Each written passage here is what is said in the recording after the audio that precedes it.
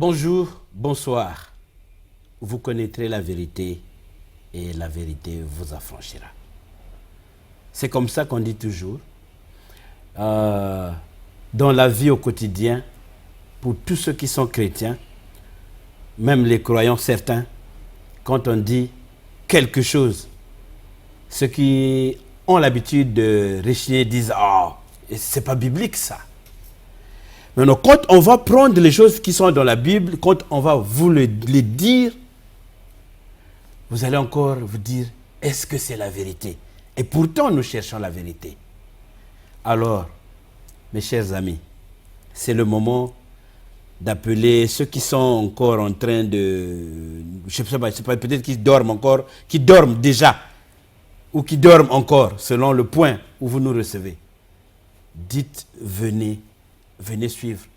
Il y a une vérité qui va tomber. Et c'est ça.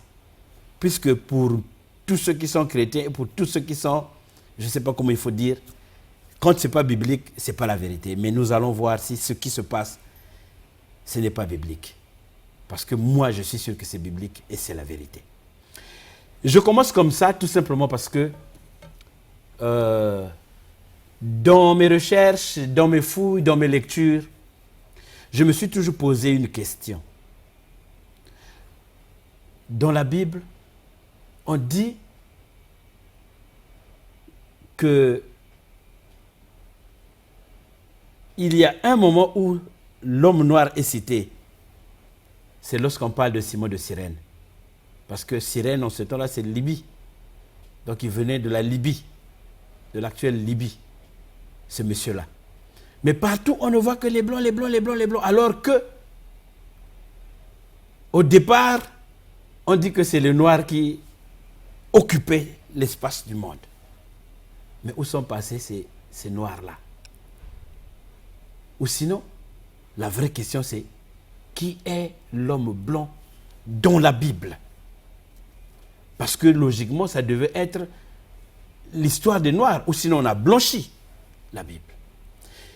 Beaucoup de questionnements, peut-être qui vont nécessiter qu'on saucissonne un peu pour prendre morceau après morceau, ouvrir et découvrir réellement ce qui se trouve à l'intérieur. Mais le morceau d'aujourd'hui, c'est qui est l'homme blanc dans la Bible. Pour ce faire, nous recevons Serge Martin Boukoulou Nongiwanzambi. Bonjour. Bonjour, monsieur le journaliste. Mon questionnement, c'est un questionnement, je ne peux pas dire que ça date d'aujourd'hui. C'est au fil du temps, lorsque vous lisez, lorsque vous analysez certaines choses, vous vous posez toujours les questions. Vous vous posez toujours les questions parce qu'on ne peut pas explorer quelque chose où on constate quelque chose et que ça ne dérange pas, qu'on ne cherche pas à aller dans les profondeurs. Aujourd'hui, je voudrais aller dans les profondeurs pour que je comprenne exactement, permettre aussi à ceux qui nous suivent de comprendre qui est l'homme blanc dans la Bible. C'est trop vaste, hein? C'est comme on dit en pédagogie, on dirait que c'est une question bateau. Mais il faut savoir justement regarder pour que petit à petit qu'on puisse égrener afin d'aller jusqu'à la vérité. Exact. Voilà. L'homme blanc dans la Bible.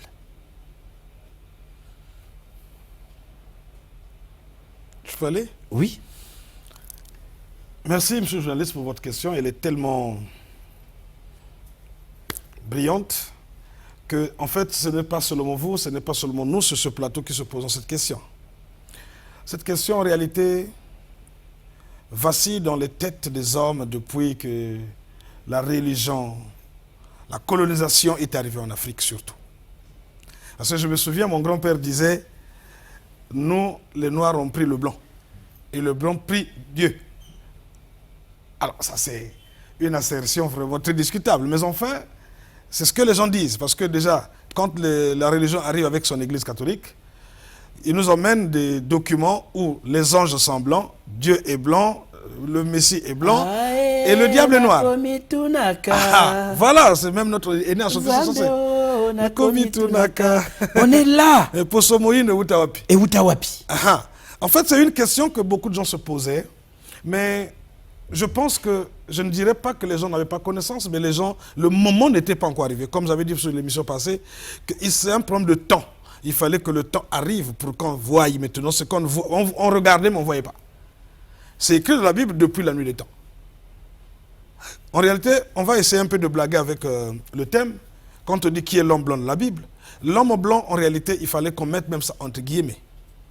Parce qu'il n'existe pas d'homme blanc. Quand vous les voyez, ils ne sont pas blancs, ils sont roux. Et déjà, quand vous allez dans la Bible, vous repartez dans la Bible ne parle que de deux races. Il y a le noir, déjà pour ceux qui veulent se référer, qui se réfèrent à notre ancienne l'émission passée, il y a le noir et l'homme rouge. Et l'homme rouge, que vous appelez blanc, a commencé avec Ésaü, qui a mis au monde son premier fils qui s'appelait Édom. Et Édom a donné naissance à un peuple qu'on appelle les Édomites. En réalité, je porte ça à votre connaissance, cet ami téléspectateur. Tout ce qui veut savoir qui est l'homme blanc de la Bible, c'est seulement l'Édomite. On parle d'Édom dans la Bible, c'est celui-là l'homme blanc. Et pour illustrer un peu cela, on va commencer directement à rentrer dans le vif du sujet. On va lire Ézéchiel 36, le verset 5. Je suis sûr que à la maison, c'est que les gens prennent leur Bible, on va lire. Ainsi parle le Seigneur, l'Éternel. Oui, dans le feu de ma jalousie, je parle contre les autres nations et contre Édom, tout entier, qui se sont donné mon pays en propriété. Ça veut dire que ceux qui sont là-bas en Israël, quand on vous apprend dans vos églises que ceux qui sont en Israël sont les vrais juifs, mais là la Bible dit que c'est ceux-là qui ont pris sa terre en possession.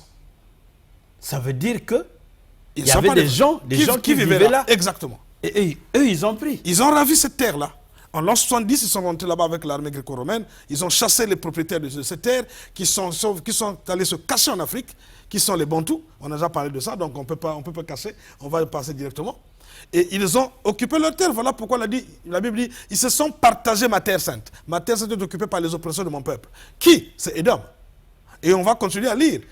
Parce que Édom, quand il arrive, il s'installe, il se dit, bon, moi, je prends maintenant cette terre-ci et j'en fais ma propriété. Et ça ne s'arrête pas là. Ils se sont maintenant affichés comme étant les vrais héritiers. Mais ce n'est que normal. C'est ça. Voilà. On peut lire 2 Rois 8, le verset 20. C'est important parce qu'il faudrait que les gens comprennent que la chose là, il ne faut pas blaguer avec ça. Bon, on trouvera des gens qui vous diront, oh, c'est pas important. Mais c'est très important parce que si vous ne connaissez pas les vrais, mais vous ne connaissez jamais les faux. Ok? 2 Rois 8. Nous allons au verset 20 à 22. Vous allez entendre ce que le propriétaire de la parole dit. De 100 ans, Édom se révolta contre l'autorité de Juda et se donna un roi. C'est-à-dire que dès que Édom est né, d'abord son père, Ésaü, s'était d'abord révolté contre la famille de son père, puisqu'ils sont tous hébreux. Mais quand ils sont nés, lui, il s'est révolté. Il a commencé à combattre la famille de son père, qui sont les vrais juifs, puisqu'il était né d'une autre couleur. Et son fils aussi a fait la même chose. On arrive... là, on nous dit, Joram passa à Tsatsir avec tous ses chars, s'étant levé la nuit, il bâtit les Édomites qui l'entouraient. C'est-à-dire que déjà, dans la Bible, on sait que le véritable peuple d'Israël est déjà ennemi avec ce peuple-là. Donc l'homme blanc, en réalité, l'homme blanc n'existe pas. Il faudrait que les scientifiques, les vrais, corrigent cette aberration.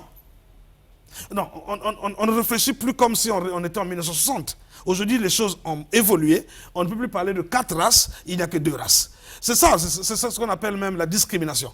Parce qu'un caucasien se dit être supérieur à un arabe. Voilà, c'est pas bien. Il n'y a que 2 couleurs. Il n'y a que le noir et le rouge. Et tout ce monde-là sont des rouges. Bon, mais enfin, vous n'êtes pas arrivé à 22. À 22, moi, je vois, je dis, la rébellion d'Édom contre l'autorité de Juda a duré jusqu'à ce jour. Jusqu'à ce jour. Ça veut dire que c'est un problème qui ne terminera pas. L'homme blanc n'aime pas le noir. Parce que le problème, ce n'est pas tout le noir le blanc a un problème avec lui. Le problème, c'est avec le véritable peuple juif, qui est le Bantou. Et jusqu'aujourd'hui, cette guerre ne finira jamais. Croyez-moi, comme j'avais dit la fois passée, quand vous êtes devant un homme blanc et qu'il rit avec vous, il ne vous montre pas ses dents parce que vous lui plaisez. Ce n'est pas un rire vrai, mais il vous montre les dents avec lesquelles il va vous croquer demain. Et ce n'est pas nous qui le disons ici, on dit ça dure jusqu'à ce jour, au verset 22. Ils ont fiché le peuple noir comme étant ennemi, jusqu'à cause de la jalousie. Parce qu'ici on parle même de jalousie. Pourquoi eux, pourquoi pas nous? Or que c'est un peuple depuis le sein de leur mère, quand elle va consulter le prophète, on lui dit, une nouvelle nation est en train de naître dans ton ventre. Mais c'est un peuple mauvais. Et dès qu'ils sortent, le Seigneur prend sa part. Il dit, j'aime Jacob, je déteste Ésaü. C'est un mauvais peuple. Aujourd'hui, on va montrer aux gens qui est le vrai Édomite et quelle est sa mission envers le peuple d'Éternel. Alors, moi vous voyez, vous êtes venu encore à la base, en fait, c'est ça, le fondement de cette différence-là. Exact. Un nouveau peuple est en train de prendre corps dans votre sein. Mais ils sont sortis du même sein. Oui. Mais comment se fait-il que deux personnes qui sortent d'un même sein vont se haïr au point où nous vivons aujourd'hui? Variole de singe. En réalité, le souverain est... L'Éternel est souverain. Personne ne peut discuter ses lois. Personne ne peut discuter ses jugements. Bien qu'il dise que venez plaider avec moi si vous pensez que je suis en faux. Mais sauf qu'il est éternel. Il a fait son choix. Il savait à l'avance ce qui sera à la fin. Il savait que c'est un peuple mauvais qui ne fait que tuer, ravir, détruire la terre aussi. Donc il savait sa vie parce qu'il est souverain et il a le libre arbitre. Quand l'enfant est né, il est né déjà avec son comportement et le Seigneur ne pouvait pas le changer. Il savait déjà que c'est un peuple qui est né, mais c'est un peuple mauvais. Alors qu'ils étaient même des jumeaux. Comme vous voyez dans Genèse 25-24, on dit « Les jours où elle devait accoucher s'accomplirent. Et voici, il y avait deux jumeaux dans son ventre. Le premier sortit entièrement roux. » Le premier sorti entièrement roux. Voilà le ndundu. Parce qu'en hébreu, roux ou rouge, c'est ndundu. Et il est sorti roux comme un manteau de poil et on lui donne le nom d'Ésaü. En fait, quand on va rentrer dans l'enseignement pour nous démontrer que le Kikongo, c'est l'ancien hébreu, le Lingala, c'est le galiléen, on saura Ésaü là, c'est quoi? En fait, c'est Nzoussi. Et le Jacob, quand on dit Jacob, c'est Yakobé, Ya qui veut dire grand, et Kobe qui veut dire noir, parce qu'en Lingala aussi c'est noir, au Kikongo c'est noir. Kobe, mais lui c'est Simba, parce qu'il tenait le talon de son frère. Et tenir en hébreu c'est Simba. Donc, déjà quand il est né, voilà ici le premier homme blanc qui est né, que vous appelez blanc, mais que moi j'appelle selon la Bible le rouge. Parce que quand on parle de couleur blanche dans la Bible, on parle des gens qui ont eu la lèpre. La Bible dit, quand vous verrez une tache blanche sur la peau d'un homme, vous la déclarez lépreux. Et si et seulement si cette tache finit, la personne se lavera dans le Jourdain et on la déclarera saint et pur. Mais si et seulement si cette tache blanche occupait toute sa peau et que l'homme devenait blanc et qu'il n'y a pas de tache sur son corps, on n'a pas voulu mettre des taches noires sur son corps, à ce moment-là, vous déclarez cette personne-là pure. Voilà, le blanc dans la Bible, c'est le lépreux. Donc il est impur. Non, quand tout le corps devient blanc, il n'a plus de taches noires, Aussi il se lave dans le Jourdain, on le déclare pur. Mais s'il a encore des taches sur sa peau, non. La personne est encore lépreuse, il faut la laisser dans un coin. Alors, finalement, bon, dans la Bible, on va étaler les peuples en fonction, bon, c'est des regroupements donc des peuples en fonction des noms ou on va dire des noms par rapport à l'origine. Maintenant, vous avez dit tout à l'heure que le blanc, en fait, c'est des Édomites. Exact. Et actuellement, ceux qui occupent l'Israël, puisque l'histoire c'est ça. Exact. Ceux qui occupent l'Israël, vous avez dit, ils sont venus en l'an 70, ils ont chassé les peuples qui étaient là et ceux qui étaient là se sont repliés en Afrique. Actuellement, ceux qui occupent l'actuel Israël, finalement, c'est qui? En fait, c'est la première question, le premier verset qu'on avait lu, Ézéchiel 36, le verset 5. Là où le Seigneur dit, Édom a occupé mon pays. Oui, mais c'est Édom oui, qui occupe là. Ok. Et il dit, on va lire Psaume 37, rapidement, le Psaume 37, le verset 7. Le Psaume 137, le verset 7. Éternel, souviens-toi des enfants d'Édom, qui dans la journée de Jérusalem disaient raser, raser jusqu'à ses fondements. Donc, eux, ils sont venus là pour... Vous voyez, quand ils sont retournés en 70, qu'est-ce qu'ils ont fait? Ils ont rasé, ils ont détruit Israël. Jérusalem. Ils ont détruit, voilà, aujourd'hui, ils sont en train de reconstruire. C'est eux qui sont là. On va lire Amos 9, le verset 12. On va savoir qui est le peuple, qui est le peuple qui vit là-bas. 9, le verset 12. On nous dit, afin qu'il possède le reste d'Édom et toute la nation, sur lesquels mon nom a été invoqué, dit l'Éternel, qui accomplira ces choses. Mais quel est le pays où le nom de l'Éternel a été évoqué? C'est sa terre sainte. Oui. Il dit lui-même que ma terre sainte a été occupée par les oppresseurs de mon peuple. Vous voyez? Le problème, c'est quand ils sont venus, en l'an 70, ils ont cassé, ils ont rasé. Et c'est plus tard, par le trône d'Angleterre, qu'ils ont créé maintenant l'État d'Israël. Et ils ont mis ce peuple là-bas. Il n'y a que des Khazars là-bas, des Askénazes, des Caucasiens et des Arabisans. Ils ne sont pas là. Vraiment, ils ne sont pas ceux qui méritent d'être là. On va continuer à lire. On va prendre Nombre 24, le verset 18. On va voir qui sont les ennemis d'Édom. Nombre 24, le verset 18. Le verset 18.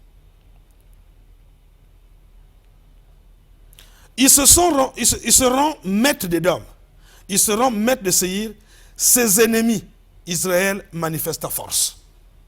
Donc ça veut dire que les habitants de Séhir, on va un jour aussi enseigner aux gens que Séhir aujourd'hui c'est quoi, et les Édomites, ils seront maîtres d'Édom. Ça veut dire que quand ils sont installés, mais on rappelle ici à Israël, manifeste la force parce que ses ennemis sont là. Et depuis qu'ils sont nés, dès qu'ils sont nés, ils se sont affichés comme étant les ennemis du peuple éternel.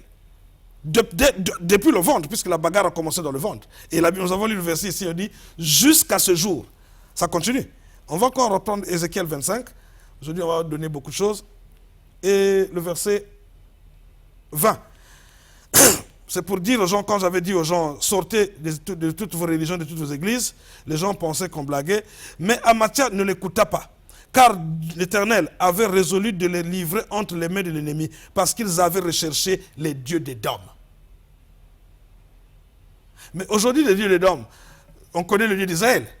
Mais Édom est venu avec son Dieu. Il s'est installé et il s'est proclamé lui-même le peuple éternel. Mais quand vous prenez ce peuple-là et vous les mirez à la parole de Dieu, qui est la Bible, il n'y a pas reflet.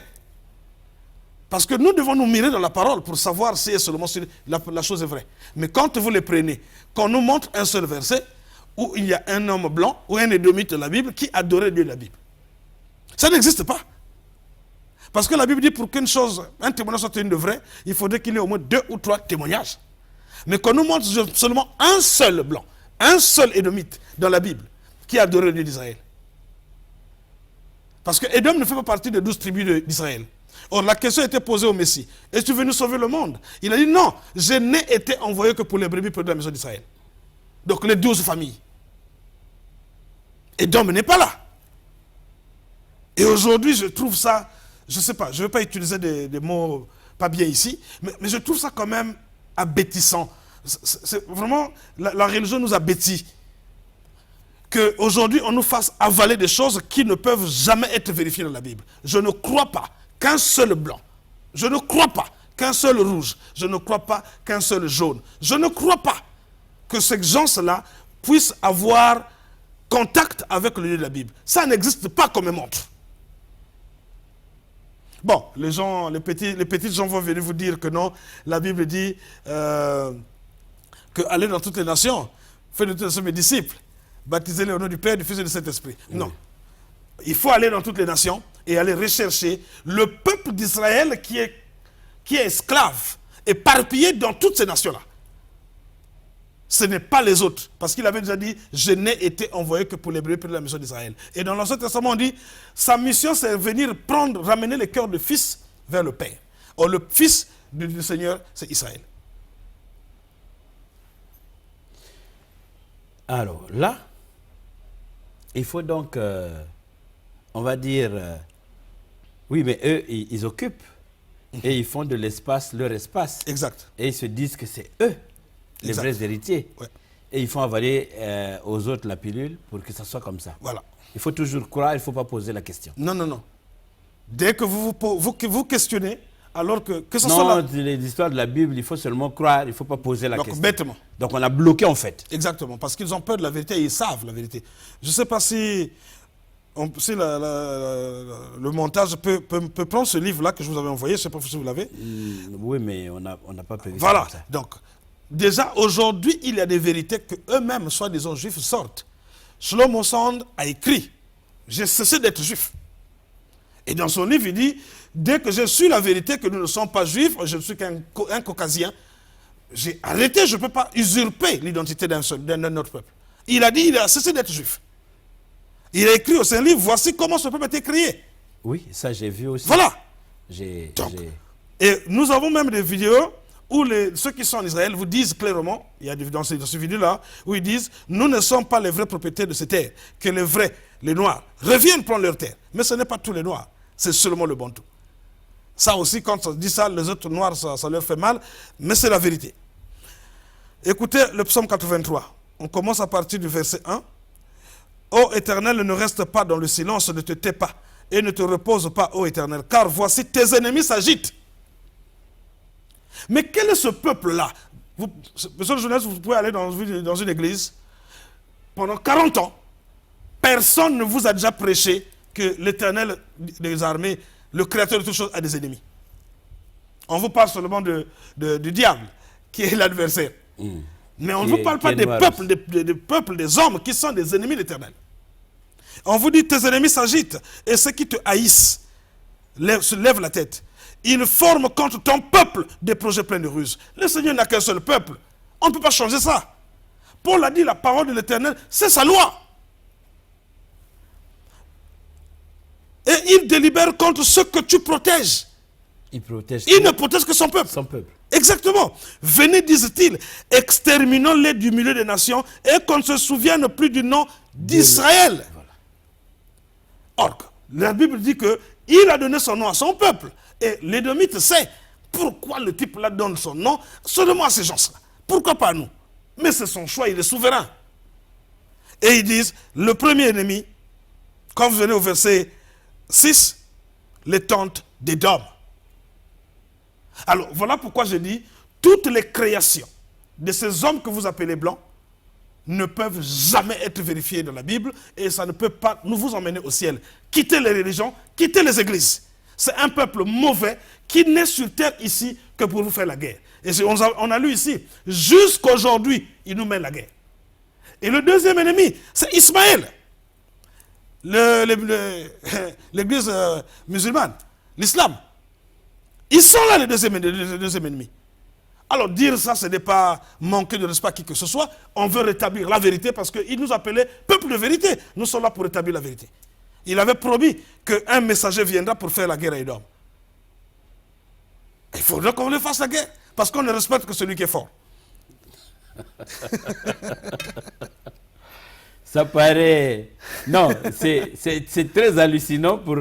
ceux qui ne sont pas en train de suivre comment ça évolue. Exact. Mais comprenez que, bon, là, On est dans la Bible, hein. Oh, est-ce que c'est biblique? Vérifiez la lisez. Hein, il donne les passages, vérifiez, lisez, parce que c'est ça justement. Parce que quand on va dire non, c'est pas biblique, oh, mais il a eu ça où? Dans la Bible. Et ici, nous sommes en train de lire. Voilà, c'est clair. Parce que finalement, bon, le blanc dans la Bible, finalement, c'est l'Édomite. Exact. Voilà. Il n'y a pas d'autre chose. Voilà. L'Édomite. Et il se dégage clairement que Israël, ben, c'est le peuple noir. Alors, là aussi, on saucissonne. On dit Bantou. Exact. Voilà.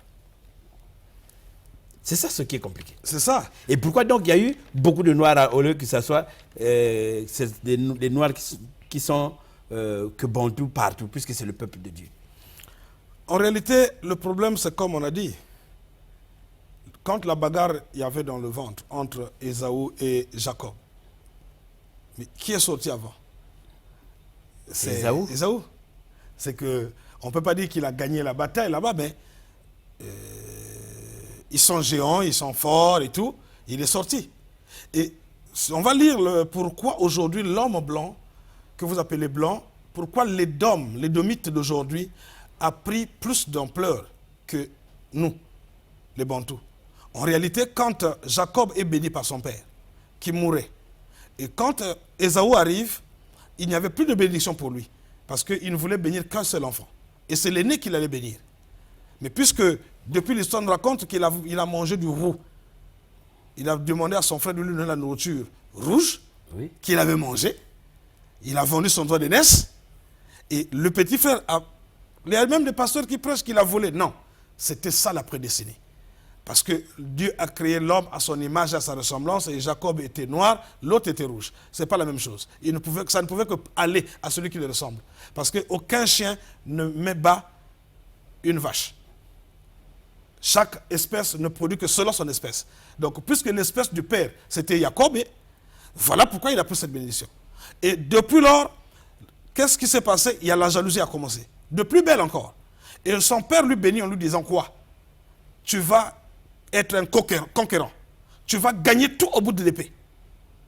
Voilà pourquoi vous voyez que l'homme blanc, partout où il va, il ravit les terres, il ravit tout avec l'arme qui est devenue. Parce que l'épée aujourd'hui, ça a changé de forme. Exactement. Voilà pourquoi ils ont ravi tous les continents. Seul le continent africain, ils n'ont pas ravi en totalité. Mais le nord a été ravi, le sud un peu. Mais le Seigneur avait promis que je garderai toujours une terre qui ne sera pas touchée. C'est là où nous sommes. On peut lire dans Malachie 1, le verset 4. Et si Édom dit, nous sommes détruits, nous sommes détruits, nous relèverons les ruines. Ainsi parle l'Éternel des armées. Qu'ils bâtissent, je renverserai, et on l'appellera pays de la méchanceté. Édom, c'est le pays des méchants. Ce n'est pas moi qui le dis. Le dire, ce n'est pas être raciste. Le dire, ce n'est pas être xénophobe. Non, ce n'est pas de la discrimination. C'est la vérité, ce n'est pas moi. Si quelqu'un veut s'en prendre à quelqu'un, que quelqu'un s'en prenne à la Bible. Ils sont méchants et ils nous mènent la guerre depuis le ventre jusqu'à aujourd'hui.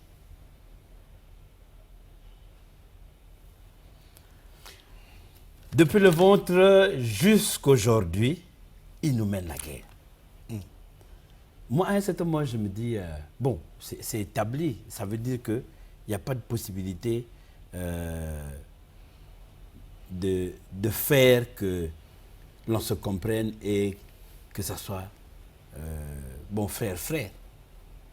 Au fond, même quand on s'assoit pour faire frère, comme disait mon vieux grand-père, père son âme, que si tu vois l'homme blanc t'apporter beaucoup de choses, dis-toi qu'il a déjà pris plus que ça, ou il est en train d'envisager prendre plus que ça. Exactement.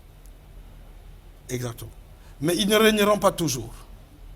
Parce que nous, ce qui nous rend forts, ce qui nous fait vivre en réalité, ce n'est pas la nourriture que nous mangeons tous les jours qui fait vivre le Bantou. Le Bantou ne vit que de l'espoir. Mais quel espoir? C'est que le Seigneur, le Créateur de toutes choses, lui a promis. Écoutez, quand on prend Lamentation 4, le verset 21, on dit « Réjouis-toi, Tressaille d'allégresse, fille d'Édom, habitante du pays d'Ut. Vers toi aussi passera la coupe. Tu t'enivreras et tu seras mise à nu. Ils seront mis à nu.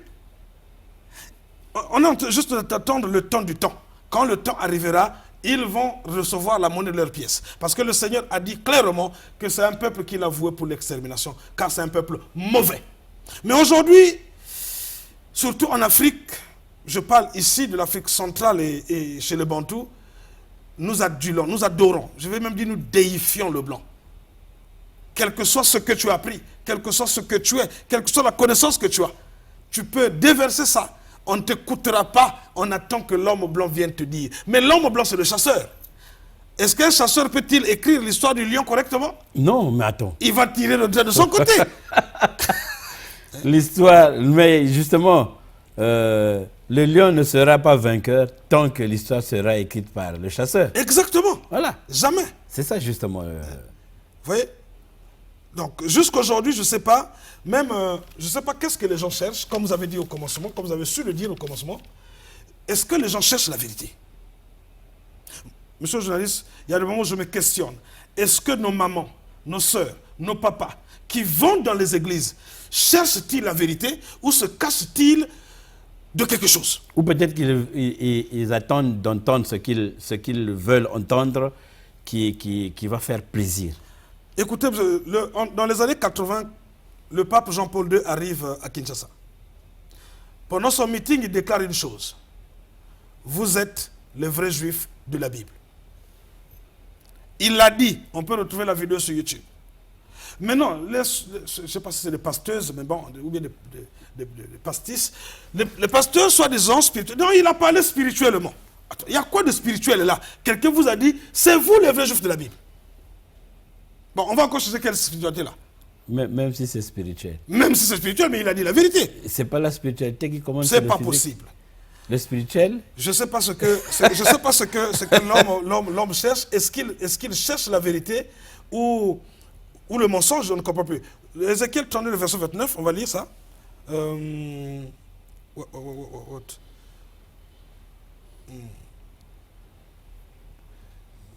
On va, excusez-nous, vraiment, je me suis perdu là. Parfois Ézéchiel 32, le verset 29. 32, Yeah. le verset 29. Yeah. Je suis à 25, 26, 27, 29. Ok.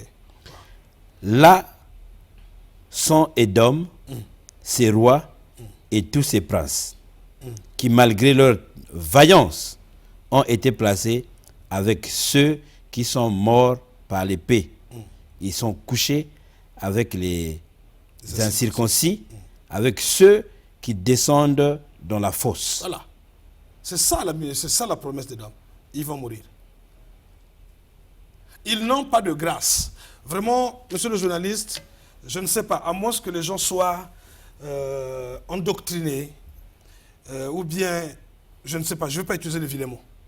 Mais sinon, aucun pasteur sur cette terre, aucun spirituel qui connaît vraiment la Bible et l'histoire de l'homme ne peut vous démontrer qu'il y aura un seul blanc, un seul, qui va aller au ciel. Quel que soit ce qu'ils feront, je ne crois pas à ça. Le Seigneur a dit que c'est un peuple qu'il a voué à l'extermination. Donc je ne vois pas comment ça peut changer. Et quand il a dit une chose, la chose ne change pas puisque sa parole, c'est sa loi. L'homme blanc dans la Bible, c'est Édom. Et Édom, c'est vraiment l'ennemi de l'Éternel. On va lire encore Abdias 1, le verset 8. Abdias 1, le verset 8. Chez moi, c'est en anglais. Donc, vous êtes arrivé? Abdias 1, le verset 8. mais ce n'est que 1 là. Exact. Le verset 8, on est là. N'est-ce pas en ce jour, dit l'Éternel, que je ferai disparaître d'Édom les sages et de la montagne d'Ésaü l'intelligence. Voilà. Et ça veut dire qu'il n'y aura plus rien. Mais aujourd'hui, ils s'inventent, c'est Botra. Bozra, on va enseigner un jour sur ça, c'est les États-Unis d'Amérique. Ils s'inventent. Même si vous nous détruisez, on va reconstruire sur nos ruines. Ils sont forts et puissants. Mais le Seigneur dit, il va les exterminer. Il va enlever l'intelligence et tout. Il n'y aura plus de sages. Quand on peut lire en Jérémie 49, le verset 7, Jérémie 49, le verset 7, vous voyez voir, 49, le verset 7, le Seigneur dit ceci, sur Édom, ainsi parle l'Éternel des armées. N'y a-t-il plus de sagesse dans tes mains? La prudence a-t-elle disparu? Chez l'homme intelligent, leur sagesse s'est-elle évanouie? Puisqu'ils se disent un peuple supérieur, une race supérieure aux autres. Mais croyez-moi, il n'y a pas de supérieur en dehors de la race noire. Parce que vous êtes les premiers, vous êtes les aînés. Je vous appelle ici, tous les Bantous, de récupérer votre place, car depuis novembre 2019, la condamnation qui pesait sur vous a été détruite. Et aujourd'hui, vous pouvez réclamer votre dû. Vous êtes les fils du roi, vous êtes des princes, vous êtes des dieux comme Jean l'a dit, quand le Messie a dit dans Jean. Ne savez pas que vous êtes des dieux?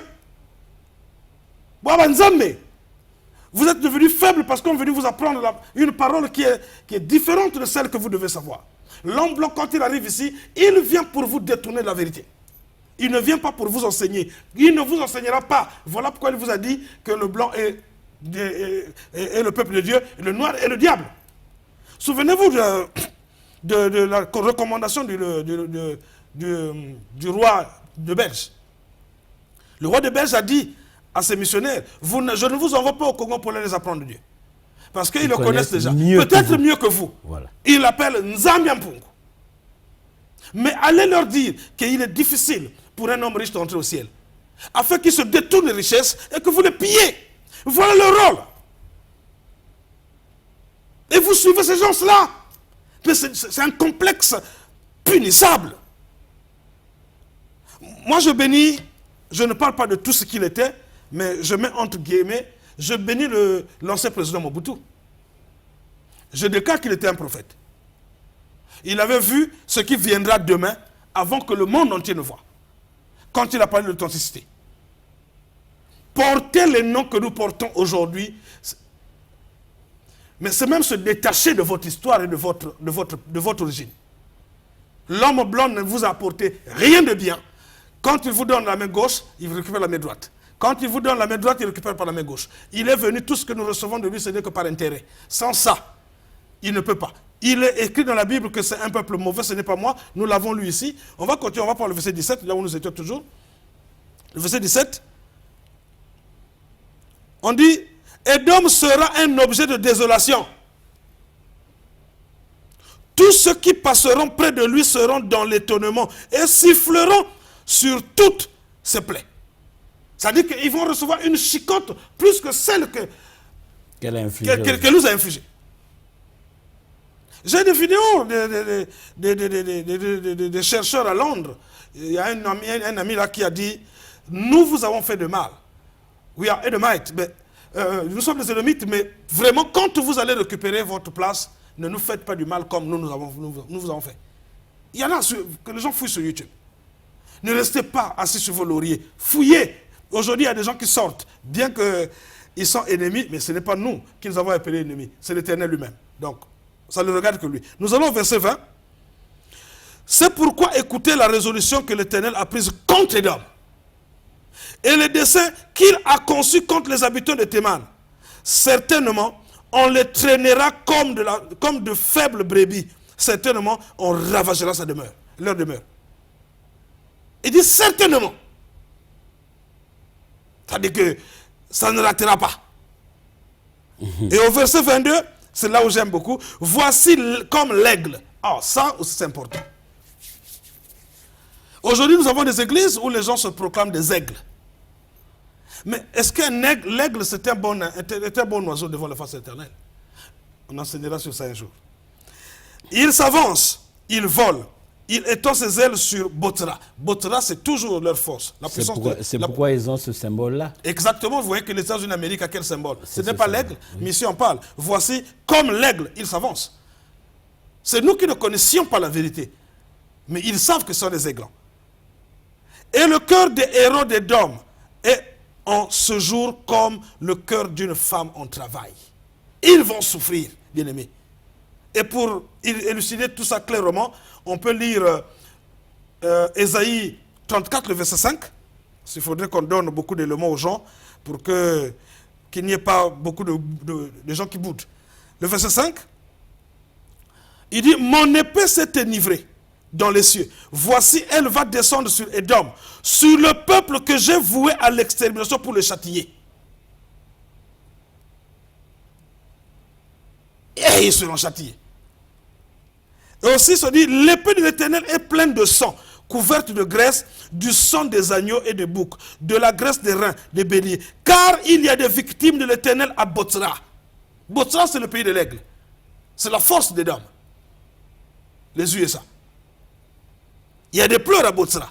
Et un grand carnage dans le pays des dames. L'Europe. Vous voyez? On peut finir avec le verset 9. Les torrents des dômes seront changés en poids et sa poussière en soufre, et sa terre sera comme de la poix qui brûle. Il y a plusieurs versets où le Seigneur dit, l'Édom deviendra une terre de désolation, il sera une terre de chacals, des corbeaux, des renards et des serpents. Il n'y aura plus personne là-bas. Il dit, vieux, jeunes, femmes et enfants, tous seront exterminés. Voilà pourquoi vous les voyez construire des fusées pour chercher les planètes vivantes, parce qu'ils savent que cette terre sera détruite bientôt. Et ils veulent fuir. Pour aller où? Sur la Lune. Sur la Lune. C'est compliqué, c'est des histoires, on va dire, en fait, le cloisonnement physique, spirituel, devient à un certain moment compliqué à saisir lorsqu'on est devant cette réalité-là. C'est là où le cloisonnement devient difficile à saisir. C'est là où, lorsqu'on regarde, on se dit, oh, est-ce que c'est ce qu'on est en train de vivre? Est-ce que c'est ce qui est en train de se passer? Est-ce que ça a eu déjà lieu? Est-ce que c'est... Mais c'est tellement dans l'imbroglio que lorsque vous ne savez pas lire les événements, vous ne savez pas lire ce qui se dit et ce qui se fait, ça devient très compliqué et on risque même d'avoir peur. Exact. Voilà. Alors, ici, puisque le temps qui nous est imparti est en train de filer, comme on dit, l'objectif principal dans ce numéro était de montrer qui est l'homme blanc dans la Bible. Exactement. Alors, vous pouvez donc recadrer pour que nos téléspectateurs se retrouvent, après tous les versets que vous avez déversés ici, pour que les gens puissent se retrouver sur la conclusion réelle par rapport au thème. Ok. Peuple de Tatanzambi, je parle ici avec joie, bien qu'étant dans la pauvreté et la souffrance, comme la Bible dit dans Apocalypse 2, le verset 9. Notre joie, ce n'est pas d'être sur cette terre, ou d'être riche, ou d'être fils d'eux, ou d'être de telle ou telle couleur. Mais notre joie, cher Bantou, qui que tu sois, ta joie devrait être parce que tu es le véritable peuple de l'Éternel. Peuple Bantou, c'est vous, les 12 tribus d'Israël. Il n'y a pas de juifs en dehors du Bantou. Je réitère encore ces propos. Il n'y a pas d'autres juifs en dehors de vous, cher Bantou. Souvenez-vous de qui vous êtes. La malédiction est tombée. Levez-vous comme un Dieu, comme des dieux, et agissez. Déclarez la chose s'accomplira. Mais le secret se trouve dans le nom qu'il a donné à son peuple. Cherchez à connaître quel est son nom. On va enseigner sur ça. Il a donné son nom à son peuple. Et là où vit son peuple aussi, porte son nom. Et le jour que vous connaîtrez ce nom-là, véritable, et le nom de son fils, le nom qui est au-dessus de tous les noms, qui n'est pas ce que vous avez appris depuis que vous êtes né. Ce n'est pas Jésus. Ce nom est maléfique. Ce nom est bizarre. Ce nom est diabolique. Nous enseignerons sur le nom et le prénom du Créateur. Nous enseignons sur le nom et le prénom du Messie. Et nous enseignons aussi sur le nom et le prénom de son peuple. Parce que la Bible dit, la nature elle-même ne vous enseigne-t-elle pas? Peuple de Dieu, vous êtes les vrais. Quittez les religions, quittez les églises. Toutes les religions et toutes les églises sont fausses et diaboliques. On ne fait que vous escroquer. Si le jour que le gouvernement, le gouvernement va prendre une loi pour dire plus les offrandes, toutes les églises fermeront. Ce que je vais vous donner comme conseil, lisez la parole de l'Éternel. Dans la Bible qui a été tripatouillée, falsifiée, il reste encore des bribes de vérité. Quand vous posez des vraies questions, vous trouverez les vraies réponses. Tout ce que vous enseignez jusqu'à aujourd'hui est faux. C'est biaisé. Revenez à la vraie parole, vous redeviendrez fort et puissant. Car la Bible dit, vous êtes un peuple fort et vigoureux depuis que le monde existe. Pourquoi êtes-vous devenu faible? C'est parce que nous avons pris, comme nous avons lu ici dans la Bible, que nous avons suivi les dieux des Édomites. Nous avons pris les noms des Édomites, les langues des Édomites. On ne devait même pas prêcher cette parole en français ou en anglais. Le Kikongo, le Lingala sont des meilleures langues du monde. Mais on est complexé. Les gens préfèrent Christian ou Serge au Kemba ou bien Malonga Mabiala. En quoi Malonga Mabiala est mauvais devant Serge ou Christian ou bien Aimé? Nous reviendrons sur ça. Voilà, chers téléspectateurs, c'est sur ces dires que nous refermons ce numéro où nous baissons les rideaux de cette émission, le numéro de ce jour. Merci Nlongi Wanzambi. C'est moi qui vous remercie. D'être passé. Je vais toujours continuer à revenir vers vous parce que j'ai saucissonné, comme j'ai dit au départ. Il y a plein, voilà. Le questionnement ne s'arrête pas et je veux continuer. Puisqu'on a ouvert, je veux continuer jusqu'à épuiser ce que j'ai prévu.